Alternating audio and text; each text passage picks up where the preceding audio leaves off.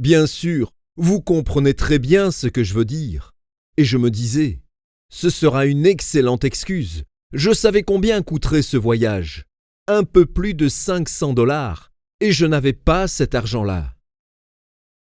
J'ai dit, Seigneur, si tu veux que j'aille en France, il faut au moins que tu me donnes 500 $, et ce n'est que le prix du voyage, il faut quand même que je mange là-bas.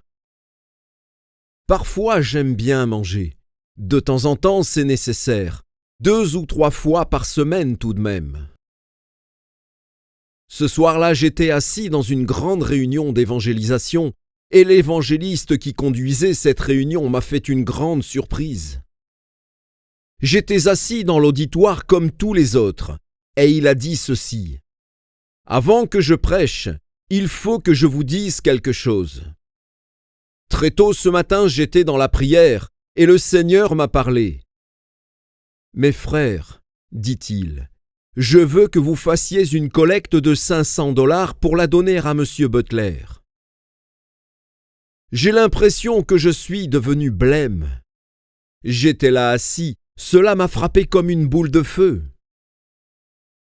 Mes amis, reprit-il, nous allons maintenant faire passer les corbeilles, et je veux maintenant 500 $. Ils ont fait cette collecte et m'ont donné 508 $. Voilà ce qui était véritablement arrivé. Bien sûr, je suis parti pour la France. Voilà le Dieu qui a travaillé dans la vie de Moïse, et c'est le Dieu que vous et moi servons aujourd'hui. Ainsi Dieu m'a placé dans cette assemblée, après qu'ils eussent élu leur propre pasteur. Toutefois, n'essayez pas d'imiter ce cas en France. Regardez Moïse. Où Dieu l'a-t-il découvert? Dans un petit panier sur la rivière. C'est vrai. Dieu a sorti Moïse d'un petit panier sur la rivière, et il a dit à la fille de Pharaon d'élever ce Juif. Mais qu'est-il arrivé à cette pauvre maman de Moïse qui n'avait plus son fils? Dieu pensait aussi à elle. La fille de Pharaon eut ce petit garçon, mais elle avait une servante. Vous savez, dit-elle, ce bébé a besoin d'être nourri. Pauvre chose, il pleure. Il a besoin de quelque chose à boire. Qu'allons-nous faire? Permets que je m'en aille trouver une femme hébreu. Peut-être trouverai-je là juste la personne qui pourrait en prendre soin.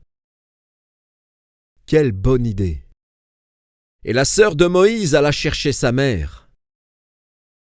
Pourriez-vous prendre soin de ce petit garçon pour nous? Certainement je le pourrai, lui dit-elle. Et la fille de Pharaon va payer en échange. La propre maman de Moïse retrouve son enfant et est payée en plus pour en avoir soin. Voyez-vous ce que Dieu est capable de faire? Ça, c'est le Dieu de Moïse et c'est notre Dieu. Je vous ai beaucoup parlé durant mon passage au milieu de vous, cette fois de la providence divine. Bien sûr, c'est ce dont je parle. La capacité de Dieu par sa puissance d'accomplir son plan, d'arranger les circonstances et d'accomplir sa volonté dans nos vies. Voilà comment Dieu m'a mis dans cette église. Je ne fus pas très longtemps dans cette assemblée avant que le Seigneur me dise ce qu'il me fallait faire. Certains d'entre vous vont trouver un peu dur ce que je vais dire, mais c'est vrai quand même. Le Seigneur m'a donné une vision. C'était peut-être un rêve, je ne m'en souviens plus. C'était pendant la nuit. Je me voyais debout derrière l'estrade de cette église. C'était aussi réel que je suis là debout sur l'estrade.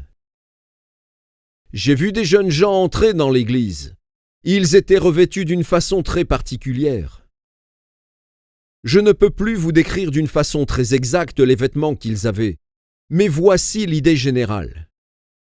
Je me souviens très bien, ils sont entrés dans l'assemblée en dansant, ils jouaient des instruments musicaux, Les filles étaient revêtues d'une manière très mondaine. Elles avaient des petits bérets installés sur le côté de leur tête, des capes qui pendaient, des pantalons verts comme les hommes, et des pantoufles rouges. Le rouge, le pourpre, le vert étaient la couleur dominante. Ils sont venus en dansant par l'allée centrale jusqu'au devant de l'église et se sont assis dans un coin. Alors une voix retentit comme une trompette. Aujourd'hui, on dirait comme au travers du haut-parleur d'une radio. La voix dit « Ceci est le monde ». Je savais alors que la mondanité s'était introduite dans l'Église. Puis cela s'est arrêté. Alors j'ai eu une autre vision, et encore une autre chose, et encore autre chose. Il y eut 7 scènes différentes et distinctes.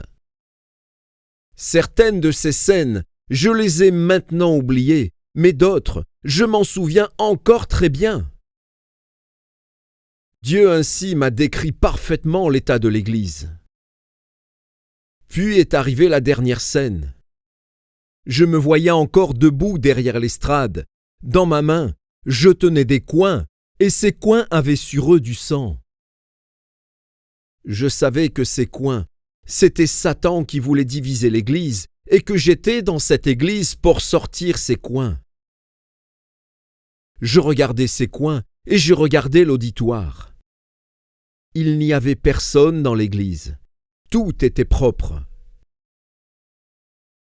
Pendant que je regardais sur cette Église, que je voyais tout si propre et si ordonné, j'ai dit très fort ces paroles. Combien tout semble ordonné, propre. Et ma vision s'est terminée. Je fus alors réveillé. Je tremblais sous la puissance de Dieu. J'ai réveillé mon épouse pour lui dire ce que je venais de voir. Je savais que Dieu m'avait parlé. Je savais que Dieu m'avait décrit l'état de l'Église d'une façon parfaite exactement comme il la voyait. Et je savais alors le travail qu'il fallait que j'accomplisse. Les années se sont écoulées et chaque chose de cette vision s'est réalisée. C'est remarquable. Je ne connaissais pas par moi-même l'état de cette assemblée. Je vous donnerai simplement un exemple. Cette église était devenue très mondaine. Le dimanche soir, ils faisaient du théâtre. C'est-à-dire que sur l'estrade, ils représentaient des scènes religieuses. Dans notre maison, nous avons découvert toutes sortes d'habits qui servaient pour le théâtre. J'étais contre tout cela et je le suis encore. Je ne crois pas que ce soit là notre affaire de changer notre église en théâtre, pas plus qu'en cinéma. Mon épouse et moi-même nous sommes montés dans cette maison et nous l'avons nettoyée. Il y avait beaucoup trop de vêtements de théâtre pour nous en débarrasser.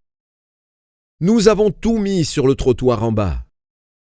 Il y avait là une grande pile de ces vêtements et nous avons fait appel aux autorités de la ville afin de nous envoyer un camion pour nous débarrasser de tout cela. C'était une partie du monde. Comme je vous l'ai dit, les années passaient.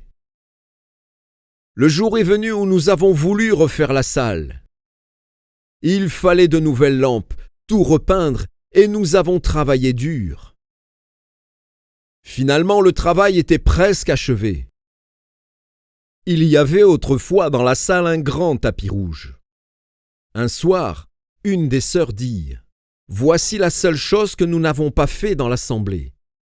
Nous n'avons pas nettoyé ce tapis. » Ils ont décidé de le nettoyer. Ils ont enlevé toutes les chaises.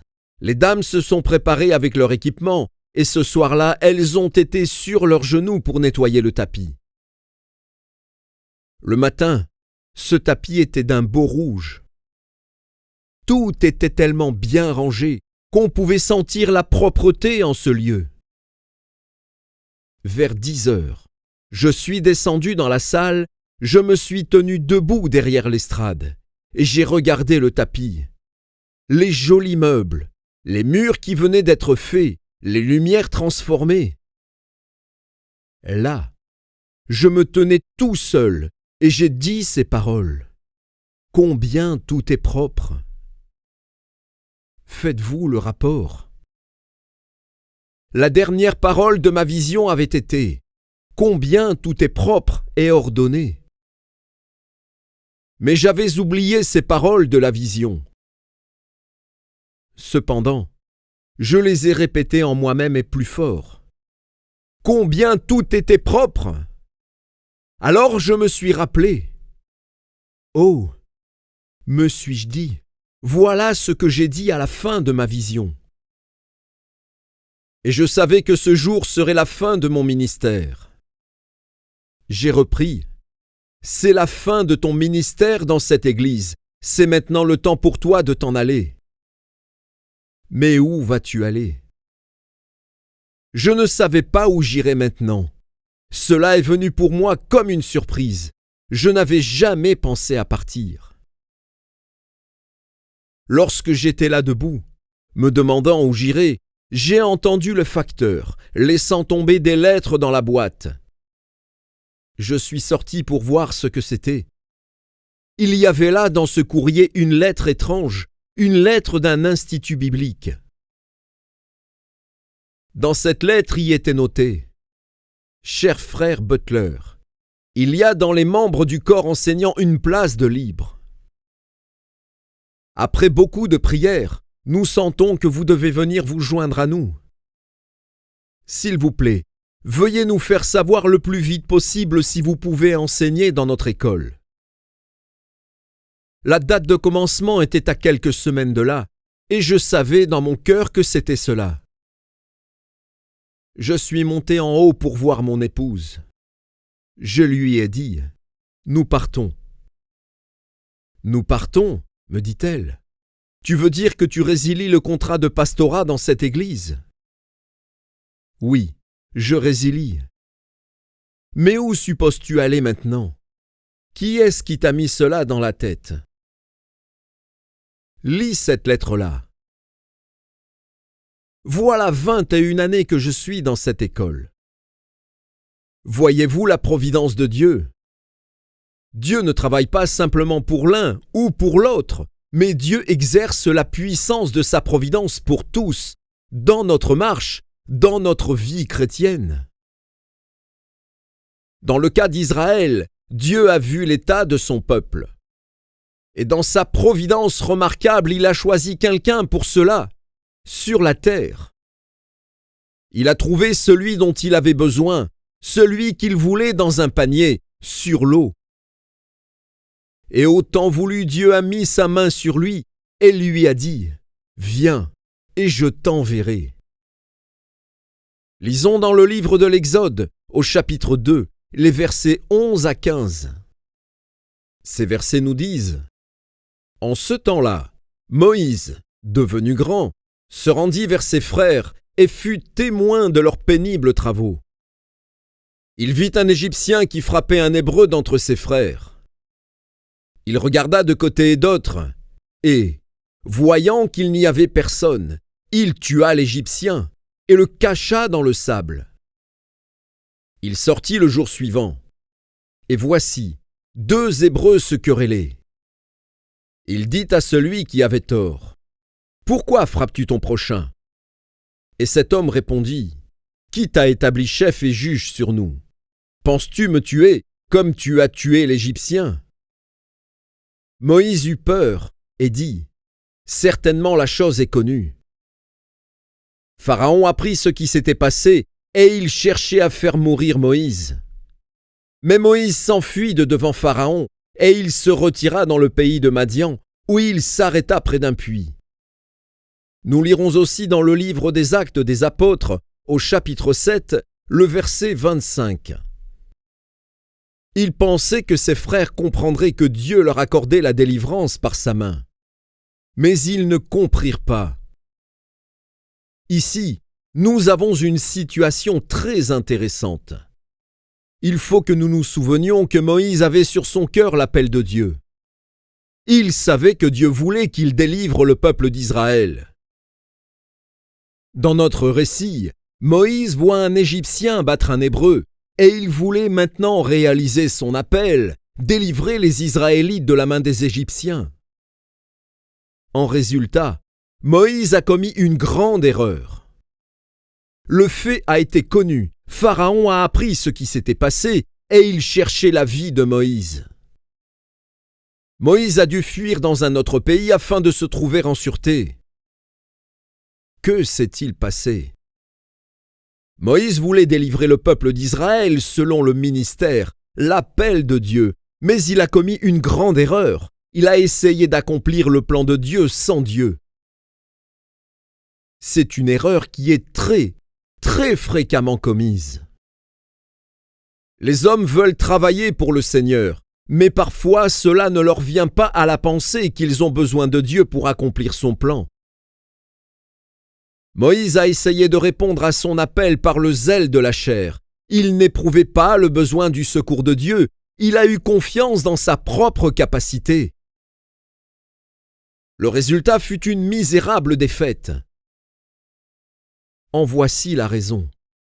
Moïse avait un véritable appel de la part du Seigneur, mais il a voulu accomplir son appel avant qu'il ait été prêt. Il aurait dû attendre que Dieu le fasse passer par un temps de préparation afin de le qualifier et d'être prêt pour faire son œuvre. Il y a beaucoup de gens comme cela aujourd'hui. Ils ont un appel véritable de la part de Dieu, mais ils ne réalisent pas que tout d'abord, ils doivent être équipés, qualifiés par lui. Revenons pour une observation très intéressante au livre des Actes, au chapitre 7, le verset 22. Ce verset nous dit « Moïse fut instruit dans toute la sagesse des Égyptiens, et il était puissant en parole et en œuvre. » Regardez bien ce verset. Il y a deux choses qui nous sont dites.